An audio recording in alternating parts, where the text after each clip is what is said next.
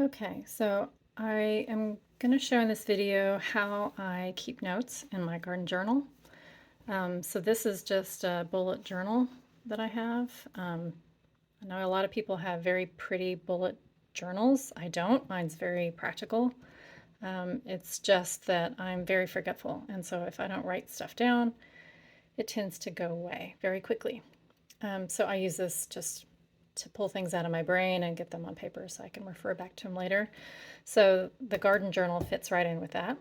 So here's an example. And I got this technique from a YouTube video, and I tried to go back and find it so I could link it, but I delete my search history on a regular basis, so it is lost to time.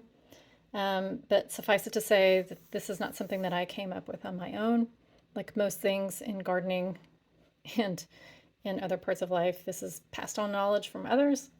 Somebody very clever came up with this, and I mostly copied it and adapted it a little bit for my purposes. So we've got the months here. So yellow means that it's sown, green means it's harvested, and then a red line means it finished. So that's generally when I'm pulling it out of the beds. So if we look at basil, for example, I've got the variety and I've got how many days to harvest.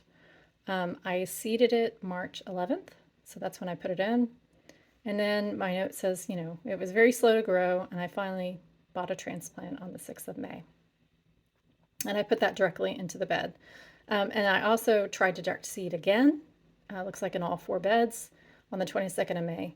In the end, the basil that I've been harvesting off of for for 4 months and plus, I'll probably go into November with this one, has been the transplant. So sometimes the direct seed just doesn't take. And my next note is 12th of October. It got really, really big and I cut it back quite severely. Ended up giving a lot of basil to friends and family. Another example is loofah. So for this one, again, I've got the variety, how many days to harvest, and when I seeded it. So I seeded it directly into the garden. And you can see through 15th and even through May, it wasn't doing much at all. And it really wasn't until the end of May that it finally started climbing the trellis.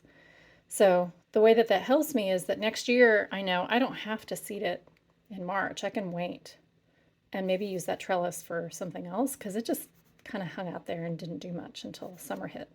So loofah likes it hot, so it was just waiting for the heat to come before it did anything. And I'm finally harvesting here mid-October where I'm pulling some of those dried gourds off the vine. And it will probably continue through November before it finally kind of poops out. Here's an example of one that I'm going to get 2 harvests from in 1 year. So we generally can plant stuff in the spring, and a lot of times we can plant the same thing in the fall. So in this case, I planted French breakfast radishes, again, direct seed. It's a short crop, 30 days.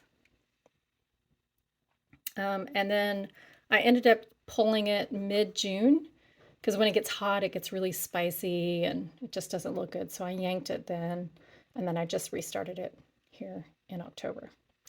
And then the other thing that I do besides the detail is I've got a summary chart of what I grew and then what month I harvested from. So this will help me plan next year to make sure I've got something going in the garden and something coming out of the garden every month of the year.